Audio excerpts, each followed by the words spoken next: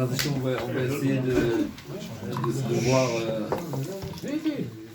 les mitzvot qui sont dans les parachiotes. Alors on va voir qu'est-ce qu'on pourra faire chaque semaine. Il y a beaucoup de Rishonim qui se sont efforcés à comptabiliser les 613 mitzvot. Alors on n'a pas de passouk dans la Torah qui nous dit qu'on a 613 mitzvot.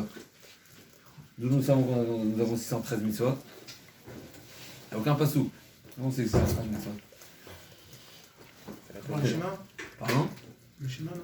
Non, mais d'où on sait ce chiffre-là? Il est marqué où? Il n'y a pas de passouk qui nous dit je vous ai donné 613 mitzvot. Ah, c'est dans le Tanit? Dans le Talit, dans le Talit, c'est rappelé. Oui, mais il y a un passouk alors. C'est un peu du Nord, non? 120 lettres, non? Okay. Développe. Non, c'est possible, il y a aussi ça. Alors la Gemara dit, c'est marqué Torah Tzivalanu Moshe Moracha Kilat Yaakov. C'est comme ça la Gemara dit. Torah, la valeur numérique de Torah, Tav c'est 400, Vav 6, Resh 200, donc ça fait 606, et He 611. Torah Tzivalanu Moshe.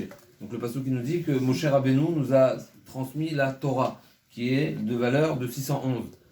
Et les deux dibrot, les deux premiers commandements ont été entendus directement par Hachem. Donc on a 611 de Moshe, par l'intermédiaire de Moshe, et 2 par Akadosh Baruch Hu, donc ça fait 613. Maintenant le problème il est qu'il faut savoir, il y a plein de psukim dans la Torah, et il faut savoir lequel est considéré une mitzvah, lequel des psukim, lesquels des commandements fait partie de ce compte-là de 613, lequel ne fait pas partie des comptes. Donc il y a une grande discussion entre les Rishonim, entre autres le Rambam, il nous a, en introduction de ces Sfarim qui traitent tous les sujets de Halacha, qui s'appelle le Yad HaChazaka, il a fait un sefer qui s'appelle Sefer HaMitzvot. Et donc il a compté qui fait partie des 613. Bien sûr, il a expliqué de quelle manière il a procédé, il a fait des klalim avant, il a fait des règles pour nous expliquer qu'est-ce qui fait partie du compte, qu'est-ce qui ne fait pas partie du compte. Et donc il a bien sûr il y a des marloktot, il y a le Ramban, le Ravad, il y a le Smag, donc il y a beaucoup de Rishonim qui se sont chacun à son compte particulier. Je voulais faire cette introduction simplement pour réaliser combien, dans notre paracha d'ailleurs, il y a un grand nombre de mitzvot, mais surtout la mitzvah qu'on va essayer de développer ensemble en partie, on va essayer d'étudier, de rapporter un petit peu des précisions concernant cette mitzvah. Donc on a parlé du vol, de l'interdiction de voler. Alors l'interdiction de voler, déjà, elle figure dans la Seyat Adibrot. Et dans notre paracha, c'est répété encore une fois, l'otignovu. Alors de quoi parle le lotignov de la Seyat Adibrot et de quoi parle le lotignov de notre paracha? C'est quoi le lotignov de la Seyat Adibrot? Donc dans les 10 commandements, c'est marqué lotignov. C'est quoi le lotignov? Alors, et c'est quoi le lotignov de la paracha? Alors Rashi nous rapporte ici que le lotignovu de notre paracha, ça fait référence à une personne qui vole des biens, quelque chose du mammon, un bien, soit qui vole de l'argent sous n'importe quelle forme. Par contre, dans la Seyat Adibrot, on parle de celui qui vole un être humain. Donc ça existe aussi. Kidnapping. Le kidnapping, il est de quelle manière on sait différencier entre ces deux vols? La paracha, elle parle c'est plus explicite ailleurs quand la Seyat Adibrot. Dans la Seyat Adibrot, c'est un petit peu court, mais du fait que tous les interdits de la Seyat Adibrot, c'est des interdits qui sont passibles de mort, comme ne pas tuer, la vodazara, etc. Tous les interdits sont passibles de mort. C'est de cette manière-là que Chachamim nous explique que c'est pour ça que le lotignov de Seyat Adibrot parle de gonev nefashot, c'est quelqu'un c'est le kidnapping, et le lotignov de notre paracha, c'est un lotignov qui est l'interdit de voler des biens. Alors, juste moi le point qui m'interpelle à ce sujet-là de cet interdit, c'est combien de fois et sous combien de formes la Torah nous interdit de voler dans notre paracha déjà. Alors dans notre paracha, j'ai énuméré, peut-être en partie, je ne sais pas si je les ai tous notés. Alors le premier, c'est ne pas voler donc de l'argent. Donc c'est la manière la plus compréhensible, ne pas voler. Mais même dans le vol, il y a deux manières de voler. Il y a l'otignov et l'otigzol. Quelle est la différence entre l'olignov et l'oligzol? Alors pourquoi, encore une fois, je précise c'est intéressant que la Torah nous a détaillé de plusieurs façons. On va voir le Chinour, il s'interroge aussi sur cette question-là. C'est que c'est pas que la Torah elle a simplement détaillé plusieurs formes d'interdits, mais chaque forme d'interdit, c'est un interdit à part entière. Donc il rentre dans la comptabilité des 613. C'est pas ne vole pas et sous toutes les formes, mais c'est ne vole pas de cette manière, de cette manière, de cette manière. Il y a plus d'une dizaine de façons de voler, plus qu'une dizaine de façons de voler, et chacune fait partie des 613. Et le Ratrinour s'étonne. D'ailleurs, dans certaines situations, avec un vol, on pourra transgresser 4-5 lavim à la fois. Pourquoi? Avec une action,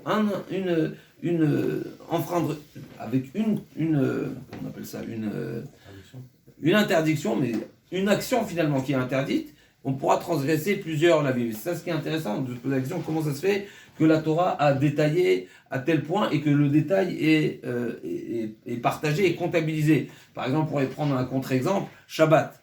De quelle manière la Torah nous interdit de transgresser Shabbat? C'est marqué l'Ota'asu kol melacha, la Torah n'a même pas précisé de quelle manière c'est interdit, qu'est-ce qui est considéré une transgression. À part l'Otevaru, Esh Bechon Moshotered, à part l'interdit de ne pas allumer le feu. Mais finalement, c'est marqué d'une manière très globale, ne pas faire d'action, zéro activité. Et Rachamim ont découvert, ils ont reçu, bien sûr, c'est Torah chez BHP, qu'est-ce qui est considéré la définition d'une melacha, la définition d'un interdit. Et on apprend du Mishkan, donc tous les travaux qui étaient au Mishkan sont interdits. Mais on voit clairement que Shabbat, qui est un des fondements de la Torah, un des fondements de notre religion, qui est passible aussi de mort, donc qui est très grave, mais la Torah l'a écrit au plus simple. C'est vrai que c'est répété plusieurs fois dans la Torah, mais c'est marqué d'une manière très simple. L'Otasu kol melacha. Là, la Torah aussi, elle aurait pu finalement nous dire ne pas voler, et tu comprends, tout ce qui s'appelle ne pas voler. Et on va voir tout ce que la Torah a détaillé, toutes les formes de vol qui peuvent exister. Alors déjà, on est en train de dire, il y a une différence entre l'otignov et l'otigzol, c'est peut-être les deux manières de voler qui sont les plus peut-être connues, parce qu'il y a des différences très claires. L'ignov, c'est voler en cachette, et l'ixol, c'est de voler en frontal. C'est-à-dire le passou qui dit,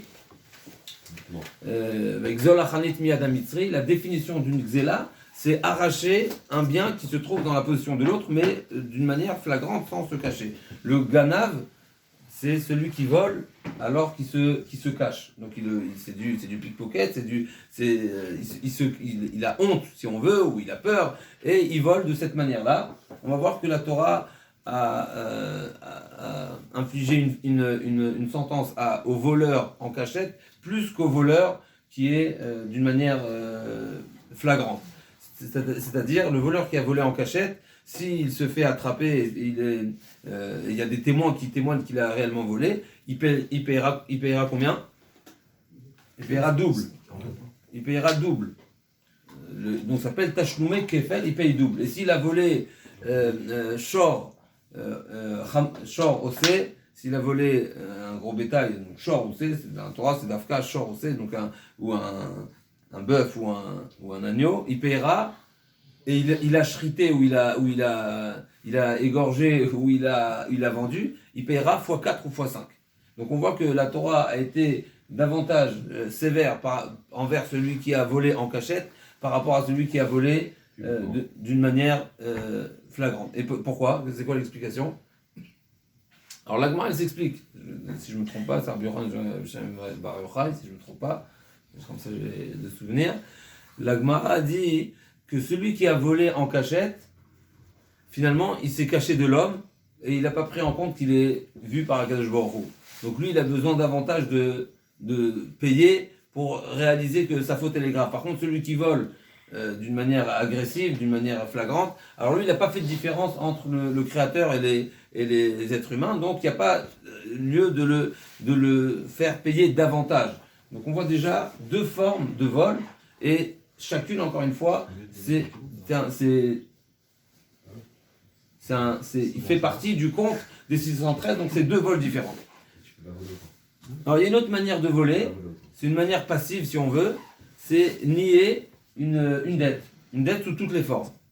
Que ce soit un prêt, que ce soit un salaire, que ce soit n'importe quelle forme. Une personne qui renie une dette s'appelle l'otekachesh, l'otekachashu, donc le passou qui dit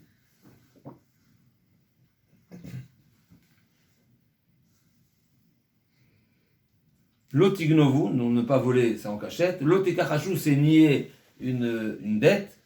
L'oteshakeru ishbamito, on y arrive tout de suite. C'est une personne qui jure pour appuyer son innocence. Alors, là encore une fois, a priori, il a menti, mais il a menti à travers une shvuah, un serment en vain.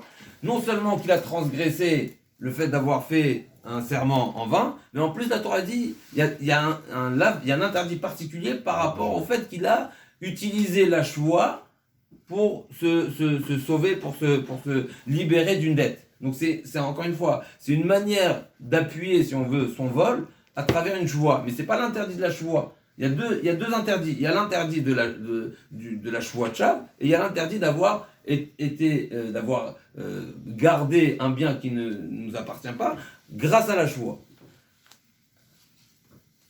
D'ailleurs, c'est ce qui est marqué ensuite dans le passouk. Donc l'oteshakeru ishba mito, c'est avec une shvuah, et l'oteshavu bishmi la shaker, qui est un interdit à part entière.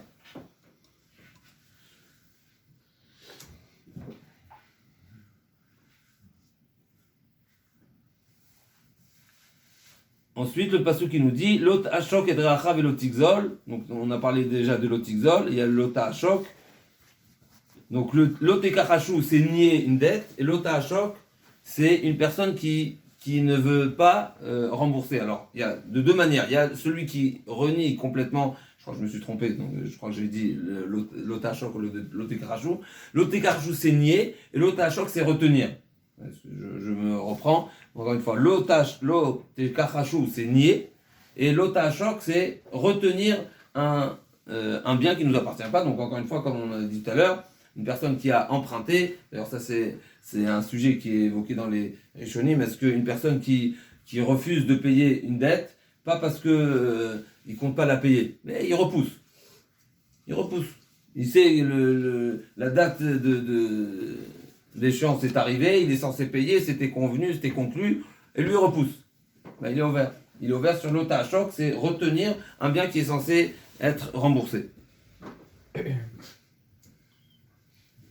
y a aussi un interdit qui est un petit peu différent, je l'ai mis dans la même catégorie, c'est pas exactement, mais c'est retarder la paye d'un ouvrier. C'est-à-dire un ouvrier, bien sûr il y a des définitions, des halakhot bien claires. Il y a plusieurs catégories d'ouvriers. On parle de l'ouvrier qui est payé journalier ou bien mensuel, c'est pareil. Mais je veux dire simplement que celui qui est payé à la tâche, celui qui fait qui travaille par un forfait, alors c'est pas pareil. La Torah nous dit que un ouvrier qui travaille 2 jours, alors il doit être payé dès la tombée de la nuit. Donc à l'époque de la Gemara, en tous les cas, les heures la journée de travail, elle était définie par rapport au lever du jour et le coucher du soleil. Et donc, dès le coucher du soleil, c'est l'heure où il est censé recevoir sa paye. On a toute la nuit pour le payer. Dès le moment où le jour d'après s'est levé, on a été ouvert sur l'otalin peolat tzachir, que la nuit ne passe pas sans payer l'ouvrier. Et pareil, s'il travaille de nuit, alors on a toute la journée dès le lever du jour. L'heure est arrivée pour être payé, et dès le moment où toute la journée s'est écoulée, à la tombée de la nuit, il est ouvert sur le lotaline, donc c'est ne pas laisser passer une journée. À la fin de la paracha, on a encore des interdits qui sont dans ce même sens, qui est Mozne Tzedek, Avne Tzedek, Efat Tzedek, Vein Tzedek, c'est toutes les mesures qui doivent être exactes, que ce soit les balances, que ce soit le mètre. Donc à l'époque ils avaient plusieurs façons de mesurer, comme aujourd'hui de toutes les façons. Donc, il y a une façon de mesurer, de peser, de mesurer que ce soit un habit, un tissu, de mesurer un terrain. Donc il y a toutes sortes, et la Torah nous précise sous toutes les formes. Donc Moznaim, donc c'est la balance, Avne Tzedek, c'est les poids, Efa Tzedek, c'est aussi c'est un volume. Min Tzedek, c'est pour le solide, pour le liquide. Et Ani Hashem Lokirash Zecha Bien Israël. Donc si on compte déjà, on a donc l'Otignov, l'Olekachesh, l'Olishava, l'Olashok, l'Olixol, Srar Sachir, Onaa et encore une mitzvah. Donc ici, l'Otasua avec Bamishpat, je passe sous l'examen, excusez-moi, l'Otasua avec Bamishpat, Bamida, Bamishkal, Bamishkal, c'est deux mitzvot différentes. D'abord, ne pas tromper quand on vend au poids ou à la mesure, il ne faut pas tromper. Et la deuxième mitzvah, c'est qu'il faut faire attention de faire une vérification constante sur les poids et les mesures qui soient réglés à chaque fois pour ne pas venir, puisque les poids, à l'époque, c'était un poids, un réel poids, et ils pouvaient s'user et pouvaient perdre de son poids. Et donc, j'ai un poids d'1 kilo sur lequel c'est marqué 1 kilo, mais après, au fur et à mesure, par l'usure, il va manquer du poids, et donc je vais lui compter 1 kilo alors qu'il n'y a déjà que 900 grammes. Donc on a un devoir de vérifier que les poids n'ont pas été changés. Donc encore une fois, on a combien de mitzvot on a concernant le vol. On voit que la Torah, encore une fois, a précisé sous toutes les formes comment ne pas voler. Alors juste pour la précision de cette mitzvah très particulière ce qui s'appelle les mishkolot, donc la véracité l'exactitude des poids, c'est marqué dans Parashat Kitetse. Combien de mitzvot dans la Torah nous est promis la longévité des jours? Alors, on sait bien dans Aseret Adibrot, c'est marqué dans Kavet Avicha, les manières Mecha. Combien d'autres mitzvot nous a été promis la longévité des jours? Il y a 3 mitzvot dans toute la Torah, 3 mitzvot. Dans Kriyat Shema, mais ça fait allusion à Chazak, on le dit tous les jours, la manière Bouyemechem, ça fait allusion à Kibud Av, Kibud Avahem, donc qui est explicite dans les 10 commandements. Il y a encore une mitzvah qui est Shiloh Haken, qui est qui est pas peut-être facile à trouver, mais c'est facile dans le sens où elle nous coûte rien. Donc Shiloh Haken, de renvoyer Shalach Teshalach et Tahem et Tabanim Tikachlach, une mitzvah très très particulière. Et la troisième mitzvah, ni plus ni moins, c'est Mishkolot. C'est quand c'est cette mitzvah-là d'avoir des poids et des mesures qui sont exactes. Alors la Torah, dans Parashat Kitetse, nous dit comme ça: Loye bekisecha even va'aven gdola uktana. Il ne faut pas avoir des poids et qui sont des grandes et des petites. Alors pourquoi des grandes et des petites? Parce qu'une personne qui fait du commerce, il est acheteur et vendeur. Quand il va vendre avec la petite, et quand il va acheter avec la grande. Donc ne pas avoir Even va avec de l'octane, ne pas avoir 2 poids. Ça veut dire, alors déjà, ça me tient un peu intéressant, c'est-à-dire, ne vole pas dans les deux sens. Tu voles, non, c'est-à-dire les deux sont interdits, c'est-à-dire, sois honnête dans les deux sens, et à la vente et à l'achat. Loyer efa de l'octana, pareil, donc on a dit qu'il y a les poids qui sont utilisés pour la balance, et il y a la efa, donc c'est les volumes. Even shlema vatzedek yelecha, efa shlema vatzedek yelach, leman yechunya mechal adama asher, Hashem le kran notenach. Donc c'est la troisième mitzvah, c'est ne pas être exact dans les poids. Alors donc ça c'est les psukim de la Torah, toutes les mitzvot, en tout cas une partie des mitzvot qui concerne le vol. Alors concernant encore une fois cette mitzvah particulière d'avoir les poids et les mesures exactes, Rashi il est très fort ici à ce sujet-là. Donc là, il est bon Rashi. Bien sûr. Alors Rashi nous dit, c'est quoi la gravité de voler? Alors d'une part on a vu la promesse, celui qui fait attention à avoir les poids exacts, il mérite la longévité. Et celui qui trompe dans les poids, elle raccourcit sa vie. Mais c'est pas que ça, c'est bien plus que ça. C'est marqué, Rashi dit, une personne qui mesure finalement, il a le statut de Dayan. Puisque finalement c'est lui qui détermine un poids, une mesure, c'est lui qui le détermine. Donc quelque part une personne a cette responsabilité de juge. Puisque comme si quand on lui fait confiance, t'as une balance, eh ben on fait confiance à celui qui a la balance, que sa balance marche correctement et fonctionne correctement et qu'elle est exacte. Donc une personne qui pèse pas avec exactitude, eh ben c'est un dayan, donc c'est un juge qui juge à faux. Alors il nous dit comme ça, Rashi, juste laissez-moi retrouver.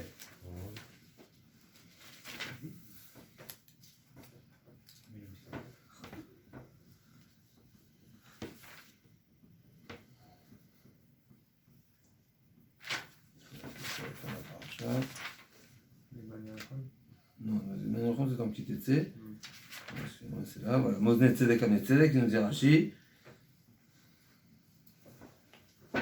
L'Ota soit avec Bamishpat. Alors, comme Rashi vient de nous expliquer le sens pshat du pasouk, c'est le sens premier, c'est la première explication. C'est pas des drachot. Alors Rashi a un problème. Comment se fait-il que la Torah a utilisé le terme de mishpat quand il s'agit de peser ou de compter ou de mesurer? Pourquoi le terme mishpat? Alors Rashi nous dit comme ça, l'Ota soit avec Bamishpat. Il me l'a dit, avec Van Nemar l'Ota soit avec Bamishpat. Si ça fait allusion au juge, alors c'est déjà mentionné ailleurs. Mao Mishpat Hashanuikan, pourquoi la Torah nous précise ici la notion de Mishpat, donc de jugement? Yamida va Mishkat va Mesura Melamed, Shamoded Nikra Dayan. D'ici on apprend que celui qui mesure, sous n'importe quelle forme, est considéré un juge. Sheim Shiker Bemida, et là à ce moment-là, s'il a menti dans sa manière, dans l'exactitude du poids, du volume, Areu Kemekalkel et Tadin, il est comparé à au juge qui a mal jugé. Vekaroui, et donc comme le pasuk nous dit, Karoui Avel, Sanoui, Meshukat, Cherem Vetoeva. Il a tous ces qualificatifs. Il est une personne qui n'est pas droite, une personne qui est haïe, une personne qui est dégoûtante, une personne qui est mise en quarantaine, une personne qui est abominable. Donc c'est Meshukat, c'est Metoav, c'est de. Donc ça c'est sa définition déjà du personnage. Une personne qui n'est pas exacte dans les poids, il a tous ces qualificatifs. Et en plus, Gorem Lechamishat Varim, et le fait d'agir ainsi, il cause 5 sanctions. Amouri Badayan, qui sont valables comme on voit chez le Dayan. C'est quoi les 5 choses? Metamet Haaretz, d'abord il impurifie la terre, ça veut dire que finalement la terre d'Israël nous a été donnée, mais il y a des conditions. Il y a des conditions et les conditions elles doivent être observées très méticuleusement parce que c'est la terre d'Israël, c'est la terre d'Israël, mais c'est comparé à la ville où règne Akadosh Baruch Hu. Donc c'est la ville, le pays, c'est considéré dans le terme, c'est le palais royal. Eretz Israël, c'est le palais royal. Donc une personne qui se tient mal au palais royal, plus on est proche de la cour, plus il y a des gardes et plus les sentences sont sévères, puisque on est censé se comporter davantage bien quand on est proche de la cour.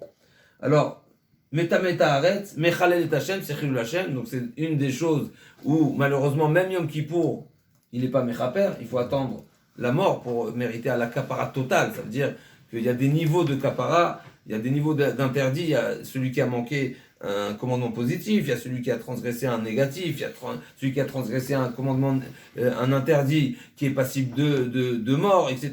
Et il y a le Chilul Hashem, que le pasuk dit Aktemutun, que le pardon final, il sera que après la mort. C'est-à-dire comme si une personne qui a manqué, qui a été Mechalel Hashem, donc il a profané le nom d'Hachem, comme si il n'y a rien sur terre qui pourrait compenser ou qui pourrait réparer cette faute qui est grave, donc c'est jusqu'à la mort. Donc Chilul Hashem, ou Mesalek Tashrina, et il renvoie la Shrina. Ça veut dire, comme si je vous dit, je ne peux pas résider dans un endroit où les personnes ne sont pas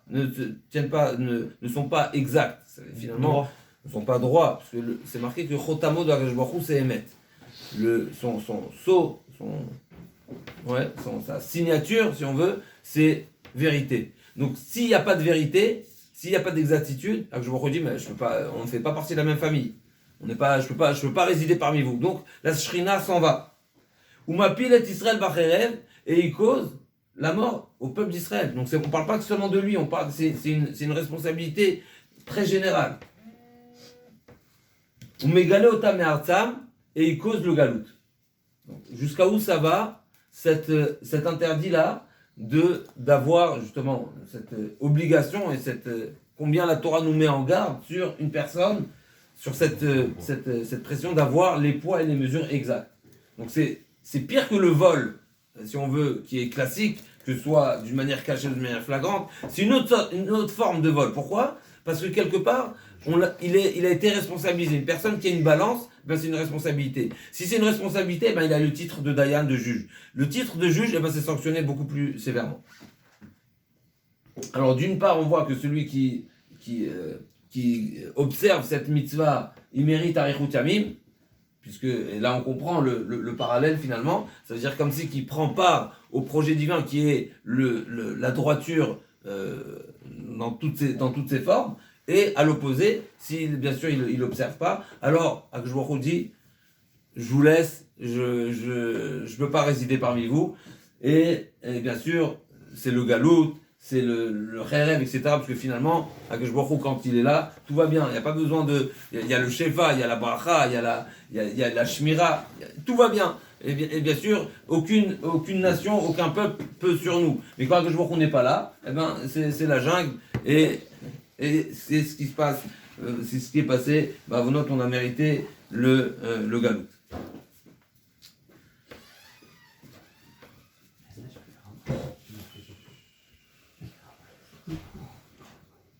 Alors à partir de combien il y a l'interdit de vol? À partir de quelle quantité c'est considéré un vol qui est... Alors, il y a fait mode. De manière générale, dans toute la Torah, Chamesh Prutoten, il y a une valeur minimum de ce qui est considéré de l'argent. Et donc, à partir d'une pruta, c'est marqué Yolechenu acharav afilu lemadai. Une personne qui a volé, ben, même s'il a été au bout du monde, j'ai la possibilité d'aller. Donc le voleur, d'abord, il a cette obligation de rendre, bien sûr, et je peux le traîner en justice même pour une prouta, pas en dessous d'une prouta, et il y a toutes les halachot, s'il a juré, etc. Mais ce qu'il faut savoir, c'est que l'interdit de consommer, par exemple, du pas kasher, du jambon, l'interdit il est à partir de combien? Hein? Alors un 60e, c'est quand ça a été mélangé, alors à partir de 60 fois plus, on considère que c'est... Hein? Zéro, dès qu'on mange. Bien fait, mode. Alors pourquoi le vol serait pronta? Alors, Ça fait pas de mal. C'est combien? Parce que manger, c'est que envers Dieu, alors que c'est aussi envers les hommes. Pourquoi tu veux les Demande la question, c'est combien une prouta? Putain, c'est combien la photo? je sais pas vous répondre exactement, c'est pas une grande, c'est quelques centimes. Ah, C'est quelques... Moi j'ai 3 jambons. C'est quelques centimes. Non, alors c'était juste ça. Alors bien sûr, l'interdit, ce qu'il faut savoir, c'est qu'il y a une notion de shiurim, il y a des mesures. Les mesures, c'est pour être passible de sanctions. C'est-à-dire, une personne qui mange du pas kasher, il prend 40 coups, 39, ça dépend quoi, ça prend... En tout cas, il prendra des coups. La sanction, elle est seulement s'il y a le shiur, seulement s'il y a le kazaït. Pourquoi? Parce que chaque fois que c'est marqué dans la Torah, l'otochelu, la définition de achila, c'est kazaït. Donc il y a des mesures. Mais c'est pas pour autant que l'interdit, il démarre à kazaït. L'interdit, il est sanctionné à kazaït, dans achila, mais il est sanctionné à kazaït, mais l'interdit démarre déjà à zéro. Donc quand on a interdit de manger du jambon, c'est clair, l'interdit, il est le premier gramme, le premier milligramme, c'est déjà interdit. Pareil pour l'otixol. L'interdit de voler, il est 1 centime, 0 centime, quelque chose, mais c'est sanctionné à partir d'une prouta. On verra la différence, par exemple, le goy qui vole, donc le goy, les goyim, ils ont 7 mitzvot, donc une d'entre elles, c'est ne pas voler. Et la Gemara va dire qu'on pourra trouver un exemple d'interdit qui est sanctionné plus sévèrement chez le goy que chez le Israël. Pourquoi? Parce que le goy qui a volé moins d'une prouta, il est sanctionné, alors que l'Israël n'est pas sanctionné. Ça ne veut pas dire que ce n'est pas interdit, mais il n'est pas sanctionné. D'ailleurs, les Mefarshim nous disent que le Dor Hamaboul, on l'a rappelé la semaine dernière, mais là on n'était pas dans le sujet, là on va le répéter, ça nous fait réaliser. Qu'est-ce qu'il faisait le Dor Hamaboul? C'est marqué, Kimal Haaretz Hamas Nupenem, la Gemara a dit, Gdola, tu prends exemple du Dor Hamaboul qui ont mérité le Maboul. Pourquoi? Ils ont fait beaucoup de choses. Mais finalement, quand Akadosh Baruch Hu a dit à Noach, Ket kol basar balefanai, ils ont ni de Gesha à Seatan, ça veut dire ils ont exagéré, il y a plus, ils ont dépassé toutes les limites. C'est quoi le point qui a été soulevé? Kimal Haaretz Hamas. Ça veut dire, c'est sûr qu'ils ont été mâcheris, ils ont fait beaucoup d'avéros, ils avaient aussi des relations interdites, etc. Il y avait toute l'avéros, ils ont fait Avodazara, puisqu'il y a plusieurs termes qui sont mentionnés, donc chaque terme a son explication, mais finalement Hachem il a dit à Noir, Ketz Kol Basar, ça y est, ils ont dépassé les limites. Pourquoi qu'ils Mal'aretz Hamas? Mal'er Hamas, ça veut dire qu'ils étaient entièrement, ils vivaient avec du Hamas. Qu'est-ce qu'ils faisaient? Ils volaient ils braquaient les banques. Alors le Midrash il dit qu'ils volaient pas grand-chose, mais ils venaient au marché et ils goûtaient. Ils goûtaient moins que Prouta. Donc ils disaient mais c'est insignifiant. Donc tu vas pas en faire un plat. Mais finalement ils volaient de cette manière-là, pas pour goûter, mais pour voler. Et finalement ils ont voulu, si on veut, jouer sur la loi pour dire c'est pas grave ce qu'on fait. Et finalement Hachem nous dit quelqu'un qui à ce sujet-là, en tout cas précisément, concernant le vol, une personne qui ne prend pas au sérieux cet interdit-là, et au contraire, il le banalise de manière à se moquer du propriétaire, et lui dire mais c'est insignifiant ce que je te prends, j'ai goûté une pépite, tu vas pas me faire un plat, mais finalement c'est un vol, et c'est sur ça que ça a été sanctionné. Donc on voit encore une fois l'importance, c'est la Gemara qui nous dit qu'on se doit d'apprendre. On se doit d'apprendre du Dor Maboul combien le vol est grave, et ils ont mérité bien sûr le Maboul.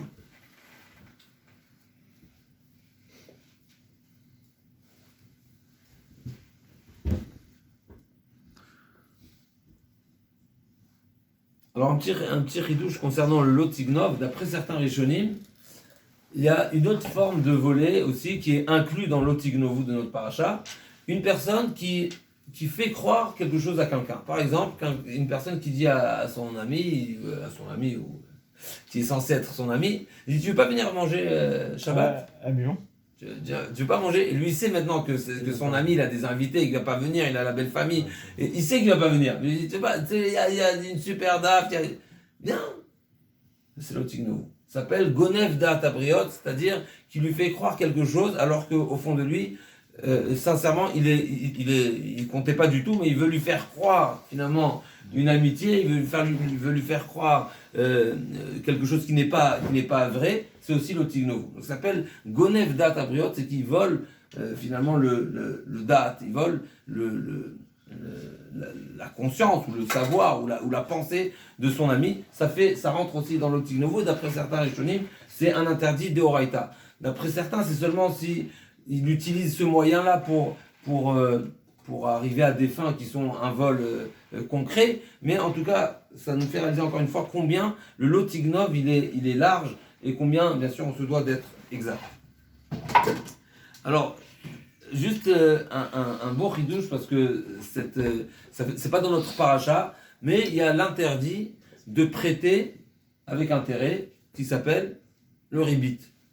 De prêter et demander des intérêts, ça s'appelle ribit. Alors si on pose la question, quel est l'interdit de ribit? Est-ce qu'il y a un rapport entre ribit et le vol? Est-ce que du ribit, est-ce que de prêter avec intérêt, c'est considéré volé? Non, mais il y a des règles, il doit y avoir une relation, il doit y avoir quelque chose. C'est exactement ce qu'on essaie d'expliquer. Pourquoi? C'est quoi le vol? Le vol, c'est que je te prends quelque chose. Un juif ou un goy? Non, avec le goy, c'est une mitzvah. Le goy, déchire-le. C'est marqué dans la Torah. La nochi tachir. Comment ça va? Attends, ça va partir.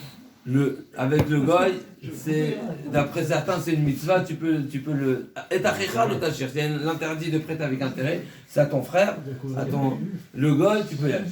Alors c'est pas qu'on est. Hein? C'est profiter peut-être de sa faiblesse, comme il ne peut pas payer comptant. C'est pas l'idée des poids et des mesures? On donne Non, une certaine valeur. on est tous les deux d'accord. Je te prête, tu me prêtes avec intérêt. Moi j'ai une affaire, je sais comme on dit, time is money, Ken. Le temps ça vaut de l'argent. Je vais faire un investissement, j'ai calculé le coût, j'ai calculé l'intérêt. Moi je vais gagner 100, je te donne 50. On a fait moite-moite, tout le monde est content. C'est quoi le problème? C'est du commerce, ça. Clairement. Non, quand je vais prêter à mon voisin. Monsieur, oui, mais quand j'emprunte à la banque, ou j'emprunte pour faire une affaire. T'empruntes parce que t'as calculé que ton gain valait ou que le fruit de ce que tu vas obtenir avec cet emprunt-là vaut pour toi cette dépense, c'est comme si tu dis je suis prêt je vais acheter un bien immobilier, j'ai besoin de 100 000, je vais emprunter 100, je vais payer 150, mais pour moi, je suis prêt à payer 150 et avoir ma maison à la fin. C'est quelque part, tout le monde est d'accord, c'est fait avec consentement, et il n'y a pas de problème. Quel rapport avec le vol? Alors là, c'est pas interdit ça. si, c'est interdit. Tu aurais dit c'est interdit, mais je demande est-ce qu'il y a avec le juif c'est interdit? Avec le juif, il y a un problème. Alors il y a des manières de trouver des solutions. Ça s'appelle héteriska, ça veut dire que finalement c'est une forme, on s'associe et finalement c'est pas un prêt, mais on est associé sur une affaire. Il y a des formules, il y a des manières comment solutionner le problème. Mais réellement, l'emprunt avec de prêter, d'emprunter avec intérêt, c'est un interdit qui s'abat et sur l'emprunteur et sur le prêteur et sur les témoins qui signent et qui valident et qui sont les témoins et le garant. Tout le monde est passible. Tout le monde paye. Tout le monde prend. La Gemara nous dit que si ce n'était pas marqué ribit, l'interdit de ribit dans la Torah, j'aurais pu l'apprendre de moi-même. Pourquoi? Parce que je sais que j'ai deux interdits desquels en découle cet interdit, qui est ne pas voler et l'autonou chez t'arrive. Le pas voler, donc c'est contre son gré, et Ona, c'est une personne qui vend plus cher que le prix du marché, bien sûr, il faut savoir comment il se calcule à Ona, mais dès le moment où c'est vendu plus au-dessus du prix du marché, plus d'un sixième, Batel Mekar, la vente elle est annulée. Donc, l'Agma dit à partir de ces deux interdits, on ne va pas rentrer dans tout le raisonnement d'Agma, mais on voit clairement que l'intérêt, c'est considéré du vol. Et l'explication, la première explication simple, finalement, pourquoi quand je prête avec intérêt, c'est considéré du vol? Parce que le temps ne se monnaie pas. On peut vendre toutes sortes de choses qui sont des ustensiles sous toute forme, mobilier, immobilier. Le temps, c'est quelque chose qui ne se vend pas. Tu ne veux pas demander à quelqu'un de payer parce qu'il y a du temps qui s'est écoulé. Quelque part, c'est comme si tu viendrais penser et dire que le temps m'appartient et je lui ai vendu mon temps. Alors c'est vrai que tout peut qu'on appelle ça, tout se monnayer, mais ta monnaie est quoi? Un potentiel. Un potentiel, tu n'es pas maître du potentiel. Tu as la chance de pouvoir profiter d'un certain potentiel. Le potentiel, c'est quelque part, le bon Dieu nous offre une possibilité qui s'appelle le temps pour que le temps fasse les choses. Mais tu lui as rien vendu. Donc tu cherches à monnayer, tu demandes à monnayer du temps. Ça s'appelle du gezel, ça s'appelle du vol. Alors, c'est pas dans notre paracha, mais encore une fois, ça nous fait réaliser que la forme du vol, elle peut être même dans un cas où c'est avec consentement.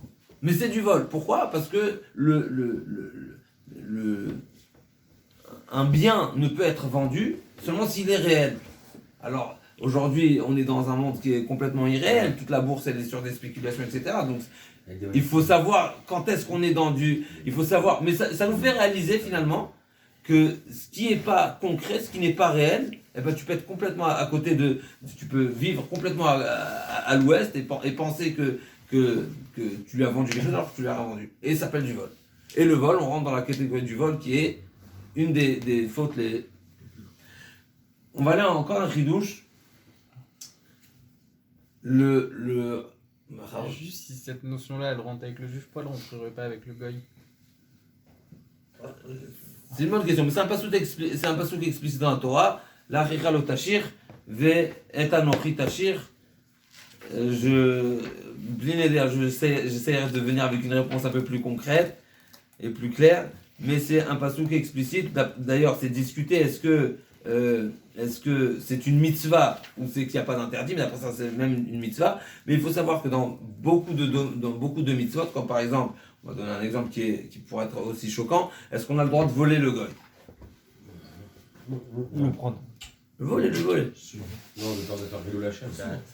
Il a fait mode. Alors à part le Rilou Lachem, ce qu'il faut savoir, c'est un sujet qui n'est pas clair. Juste pour, c'est conclu que c'est interdit, mais juste pour réaliser que finalement, voler le goy, c'est pas évident. Pourquoi?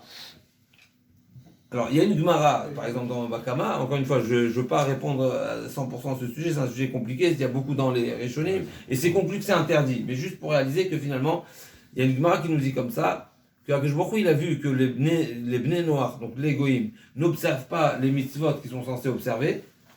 Ahmad Ve'eter Goïm, il tire Mamonam l'Israël. Il a délibéré leurs biens au Bnei Israël. Ça veut dire que finalement, Akadosh Baruch Hu donne des moyens à une personne pour le servir. C'est des moyens, c'est pour le servir. Si les nations ont renoncé, même aux 7 mitzvot, c'est pas qu'ils ont renoncé aux 613, même les 7 mitzvot que Akadosh Baruch Hu leur a donné, c'est des mitzvot qui sont logiques, c'est des mitzvot qui ne sont pas extravagantes. Toute personne qui est un petit peu, qui fait tourner un petit peu son sechel, il est censé ne pas voler, il est censé diriger un pays avec des lois et ne pas être idolâtre, ne pas avoir des relations interdites, etc. Donc c'est complètement logique. Une personne qui renonce à cette logique-là, mais il n'a pas lieu d'être, il a aucune valeur, il a pas de surat adam. C'est comme si on dit maintenant un goy il est comparé à la béma, à l'animal. À un certain niveau, il est comparé à l'animal. Alors, bien sûr, on n'est pas en train, on va pas retenir ça, mais finalement, toutes les mitzvot dans la Torah qui sont ben adam la chavero, qui sont sociales, qui concernent le social, c'est marqué ve'avta le'reacha kamocha. Ou bien c'est marqué l'otisna et tachecha bilvavecha. Tous ces interdits-là, ils concernent seulement le juif et entre juifs. Celui qui n'est pas dans le club, eh ben il est jugé différemment. Il est vu, il est perçu différemment. Ça ne veut pas dire qu'on a tous les droits. Bien sûr, il y a une notion quand même de Chilul Hashem. Il peut avoir Chilul Hashem, il y a la notion de Dina de Malchota Dina. Finalement, le pays dans lequel on habite, on doit le respecter, on doit suivre les lois, etc. On n'est pas là-bas, mais on parle sur le plan intellectuel plutôt que technique. Finalement, le goy, il est à un certain niveau, il n'a pas ce respect qui mérite l'être humain quand il n'observe pas les mitzvot qui sont le minimum d'un savoir-vivre. Alors, j'étais dans on reviendra sur ça, Blinéder, pour répondre à cette différence entre le juif et le non-juif, mais essentiellement, c'est ça le grand axe. Alors, juste avant d'oublier, comme on a dit, on a démarré par cette question-là, qui est le pourquoi la Torah a multiplié les interdits. Le Chinour dit: ne pense pas que Akadosh Baruch Hu, le Créateur, a voulu te mettre sur la tête et te punir en t'ajoutant des interdits parce qu'il sait que c'est des faiblesses. D'ailleurs, la Gemara dit Rumbam begezel. Malheureusement, la majorité des personnes tombent dans cet interdit qui est le vol. Et comme on voit que finalement le vol, ça va même jusqu'à voler la pensée, voler la pensée d'une personne, c'est-à-dire le tromper, c'est aussi considéré un vol. Donc la Gemara dit Rumbam begezel. Très facilement, on peut tomber dans cette. Alors quoi, le bon Dieu, il veut nous mettre la tréha. On a cité presque une dizaine. Alors quoi, il veut nous mettre sur la tête, il veut nous faire payer. Alors le Chinour, il nous dit pas du tout, c'est l'inverse. Il dit du fait que c'est une avéra qui est tellement grave et que justement on pourrait avoir des faiblesses. Alors Akadosh Baruch Hu, il a détaillé pour nous faciliter, pour nous faire réaliser, et c'est comme si qu'il nous explicite. C'est marqué on le dit tous les jours dans le Télim. On remercie Hachem de nous avoir enseigné la Torah. Au Mishpatim Baliedaum Aleluka. Au Goïm, Akadosh Baruch Hu, il leur a pas enseigné, même pas les Mishpatim. Les Mishpatim, on sait qu'il y a plusieurs niveaux de mitzvot. Il y a Chukim, il y a Mishpatim, il y a plusieurs catégories. Les Mishpatim, c'est les pardon? C'est les compréhensibles, exactement. C'est ce qui est compréhensible, c'est-à-dire ce qui est logique. Et c'est des mitzvot que si ce n'était qu'ils avaient été enseignés, qu'ils nous avaient été donnés, on aurait dû les accomplir de nous-mêmes. Pourquoi? Parce que le bon Dieu nous a dotés d'une logique. Et du fait que c'est logique, eh ben, on se doit on aurait dû, par nous-mêmes, nous les instaurer. C'est marqué qu'Akadosh Baruch Hu, on remercie Hachem. David Amelach nous dit remercie Hachem de nous avoir enseigné les Mishpatim, alors que Goïm, même ça, il n'aura pas détaillé. finalement, ça va dans ce sens-là que le fait que Hachem nous a détaillé, c'est finalement un enseignement, c'est finalement une manière de nous faire réaliser, c'est important. Je vais te le détailler sous toutes les formes. Sache que le vol, pour moi, Hachem, il nous dit, pour moi, le vol, c'est quelque chose qu'il faut s'en écarter au maximum. Eh ben, je vais te le détailler. Ne vole pas de cette manière, ne vole pas d'une manière flagrante, d'une manière cachée, ne trompe pas ton ami, ne trompe pas les poids et les mesures, etc. Non, sous toutes les formes. Finalement, ça nous case le sujet d'une manière complète. Et donc, au contraire, c'est pas pour nous ajouter des issourim, c'est pas pour nous ajouter et pour nous dire qu'une personne qui a volé d'une certaine manière, il va transgresser 3 ou 4 issourim, mais c'est justement pour nous clarifier les choses et pour nous montrer combien la chose est importante. Pour revenir à ce nombre d'interdits, et on va essayer après d'éveiller en nous de quelle manière une personne, on va essayer de rapporter des propos du Even Ezra, qui va nous aider à nous travailler justement sur cette notion du vol et a priori d'où elle provient. On a deux interdits. On a un interdit qui est encore une fois dans les Aseat Adibrot, qui est l'otachmod, ne pas envier. Alors là, dans l'otachmod, je ne sais pas si j'ai la traduction exactement en français, mais il y a deux termes dans la Torah qui est lotit ave, ne pas envier. Convoitise, non ?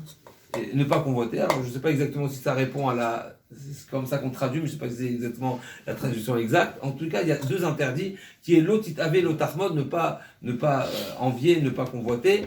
Et la question est, quelle est la différence entre les deux? Alors le Rambam nous explique qu'une personne, au fait c'est des étapes. Ça veut dire qu'il y a une personne enviée, ou convoitée, je ne sais pas, l'un des deux en tout cas, le lotit ave, donc ne pas envier, c'est éveiller en soi une envie, même si ça reste extérieur. Ça veut dire j'ai envie de quelque chose, je sais que je ne cherche pas à l'obtenir, je ne cherche pas à l'atteindre, je ne cherche pas à me la procurer, mais j'ai envie. Le fait de vivre cette envie-là, c'est un interdit. Ensuite, il y a l'otachmod, qui est la personne qui va manipuler la personne qui a ce bien-là pour arriver à des fins, même s'il vient l'acheter. C'est-à-dire une personne qui a un bien qui lui est cher, c'est un bien de famille. Encore une fois, on ne parle pas de quelqu'un qui a quelque chose à vendre et qui est destiné à la vente et que je viens lui demander le marchander. Le marchander, c'est le marché. Et même dans ça, il y a beaucoup de halachot, on va pas rentrer dans toutes les précisions, d'ailleurs je ne les ai pas révisées, donc je ne vais pas vous dire des choses qui ne sont pas exactes. De bêtises. Ouais, je ne veux même pas dire de bêtises. Donc, donc une personne qui a un bien qui lui est personnel, qui ne cherche pas à le vendre, qui ne compte pas le vendre, c'est quelque chose à laquelle il donne il a de l'affection, c'est un héritage, c'est un bien de famille, il ne veut pas le vendre. Et la personne va lui monter toutes sortes de scénarios et il va lui envoyer des personnes pour l'inciter et pour le pousser à vendre, même s'il a payé plein pot. Imaginons, il a un bien, il a un appartement, il a une voiture, il ne veut pas la vendre. Elle coûte 100, il lui dit je te paye 200, je te paye 300, je te paye 500, il est ouvert sur le tachmod. Même si l'autre à la fin, encore une fois, je ne rentre pas dans la halakha propre parce qu'il y a beaucoup de précisions à ce sujet-là, mais encore une fois, il aura déployé des moyens pour atteindre sa fin, à savoir obtenir ce produit-là, même si c'est un achat, eh bien, il aura été ouvert sur le tachmod. Puisqu'il a envié et il a manipulé, il a mis la personne dans une mauvaise situation. Alors encore une fois, peut-être à la fin, s'il a accepté, dans certains cas, peut-être sera permis, mais finalement, de procéder de cette manière-là, c'est un interdit de l'otachmod. Alors une personne qui a volé, eh ben, il est ouvert sur les trois. Et d'abord, il a envié, et il a été peut-être romain, alors peut-être dans un cas, il n'aura pas été romain, il n'aura pas convoité, mais une personne qui vole, finalement, il est ouvert aussi sur le lot qu'il avait ne pas envier, puisqu'il a volé. Alors, il y a celui qui vole un bien qui n'est pas particulier, qui est simplement de l'argent, mais finalement, c'est comme ça que le Rambam le détaille et dit, et donc la personne qui a volé, il pourrait même être ouvert sur les trois. En tout cas, c'est graduel, et c'est de cette manière que... Alors, on va finir sur ce point-là. La question qui est posée dans la Rishonim, c'est comment le bon Dieu peut demander à l'être humain de ne pas envier? Mais c'est naturel. Une envie, c'est naturel. Comment on peut demander? C'est être surnaturel. Et imaginez, j'ajoute à ça la question qui est rapportée par le par le Rav Elchanan Wasserman, comment on peut demander à un enfant à partir de 13 ans déjà de ne pas envier, pour pousser un petit peu, pour réaliser un petit peu la force de la question. Comment une personne va se travailler pour ne pas venir à envier? Mais c'est surnaturel. L'envie, c'est une pulsion, ça vient de soi-même, c'est pas programmé. J'ai envie. Une personne a une envie, comment le bon Dieu peut... Et ça fait partie des 10 commandements. Envier, ouais. Envier et convoiter. Est-ce que vous êtes d'accord avec la question? Elle vous dérange la question ou personne n'a envie de rien, n'envie rien? Alors c'est la question des Rishonim. Le Ben Ezra donne un machal très simple pour répondre à ce sujet-là qui est complexe, qui est difficile. On ne se voile pas la face, c'est quelque chose de difficile. Mais le Ben Ezra donne un exemple très simple. Il dit, un homme doit réaliser et doit se positionner dans sa vie, dans le sens où il donne un exemple tout simplement. Il dit le fermier ou la personne qui ne connaît même pas la ville, est-ce que lui viendrait à l'esprit ou un jour il viendrait à se marier avec une princesse? Non. Pourquoi? Parce que on peut avoir des fantasmes, on peut rêver, on peut avoir des envies, mais il faut être réaliste. Il n'y a pas besoin de grand chose pour encore une fois, on ne parle pas d'une personne qui est prise par des folies, mais on parle d'une personne qui est sensée, qui est posée, qui est réfléchie. Clairement, il réalise, je fais partie d'un rang social, je fais partie d'une certaine catégorie. De l'autre côté, la famille royale et la dynastie et le niveau que ce soit du rang social ou de chashivut ou de kavod, ne va pas venir chercher à se marier avec une famille qui est complètement pas de son rang. Donc il n'y a pas de raison bichlal de penser. Un fermier ne lui viendrait pas à l'esprit, encore une fois on parle de quelqu'un qui réfléchit, ne lui viendrait pas, on ne parle pas d'une folie, on parle d'une envie réelle, ne lui viendrait pas à l'esprit. D'ailleurs, c'est mis à part le fait que c'est pas réaliste, mais c'est pas logique. Donc on va pas être dérangé par une envie pareille.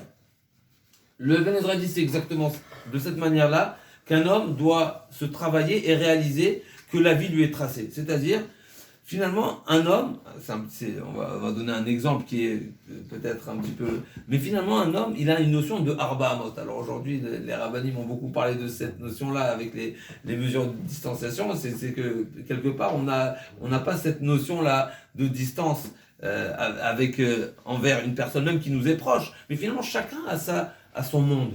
Chacun a son espace. C'est marqué qu'il y a une notion de Arba Amot.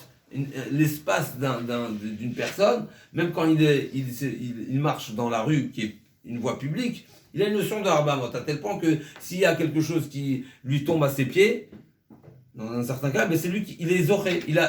C'est son domaine. Et s'il y a quelqu'un qui est à l'extérieur, j'aurai droit avant la personne qui n'était pas dans cet endroit-là. Bien sûr, si je vois, j'en ai conscience et que je me baisse pour le prendre, ou je veux que cet espace-là fasse une forme d'acquisition pour moi, il y a cette notion. Pourquoi? Parce que la personne a son espace. La personne doit réaliser que finalement, la vie lui est destinée d'une certaine manière. De convoiter, d'envier quelque chose qui se trouve chez quelqu'un d'autre, finalement, c'est penser que ma vie se trouve là-bas. Ou que le bien qui est chez l'autre, qu'Hachem lui a donné à l'autre, à mon voisin, à mon ami, ou à mon pas ami, ça change pas, Hachem lui a donné à lui. Donc si tu le veux, ça veut dire que tu remets en cause quoi? La volonté d'Hachem. Donc finalement, et là on va essayer cet exemple-là peut nous aider encore une fois à réaliser, après c'est sûr que c'est un travail, mais finalement, on se doit de réaliser que ce qu'Hachem nous dessine, c'est du sur-mesure. Si c'est du sur-mesure, il n'y a pas lieu de voyager dans le domaine de l'autre. Ce qui est à l'autre, c'est hermétiquement à l'autre, et ce qui est à moi est hermétiquement à moi. Ça ne veut pas dire qu'il n'y a pas du chesed qui doit se faire, et des échanges, et une vie sociale. Mais finalement, ce qui est destiné à moi est destiné à moi, et autant il est destiné à moi, autant s'il n'est pas destiné, il n'est pas destiné. De cette manière, le Even Ezra nous dit, le Lot Ahmod, il est logique. Il est logique si on a cette prise de conscience que tout nous est... Alors, moi, je prends le sujet à l'envers, parce que finalement, comme le Rambam nous dit, avec le Lot Ahmod, on peut arriver à l'Otikzol. Donc finalement, si on essaye de travailler le Lot Ahmod, qui finalement, d'après le Even Ezra, c'est un sujet qui logiquement est compréhensible. Il faut juste mettre le disque en route, mais finalement, c'est une logique. Alors là, on pourra plus facilement nous écarter du bien de l'autre, donner de l'importance au bien de l'autre, parce que finalement, si Hachem punit si sévèrement le vol, c'est que parce que finalement, d'après cet exemple-là qu'on a donné, on comprend que c'est comme si qu'on remet en cause